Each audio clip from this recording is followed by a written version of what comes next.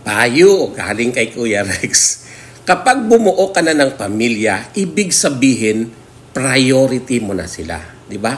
Pamilya mo na ang prioridad mo. Ang asawa at mga anak mo. Kasi guys, very wrong ka pre. Kung inuuna mo ang ibang tao kesa sa pamilya mo. Very wrong ka kung galanti ka sa iba tapos tinitipid mo yung pamilya mo. Diba? May mga ganoon, diba? Very wrong ka na nagpapagabi ka kasama ang ibang tao habang nagpupuyat sa kaaantay sa iyo ang mag-ina mo. Asawa mo, anak mo, inaantay ka.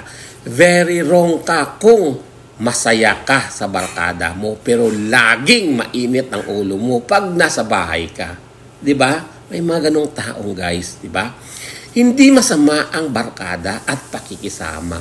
Pero know your priorities, man. Yan ang mag-ina mo. Pamilya mo dapat. Sa'yo lang nakasandal ang mga yan. Wala nang iba. Kaya sana ipadama mo sa kanila na nandiyan ka para sa kanila, nakasama kanila, nakakampi kanila, na masaya ka sa kanila, na masaya ka nakasama sila. Di ba? Kasi bumuo ka ng pamilya di ba? So, natural lang na responsibilidad mo sila. Di ba?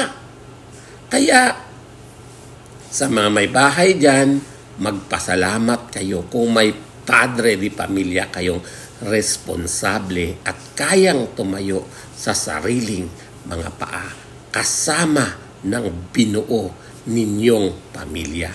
Dahil it means super blessed ninyo. Okay?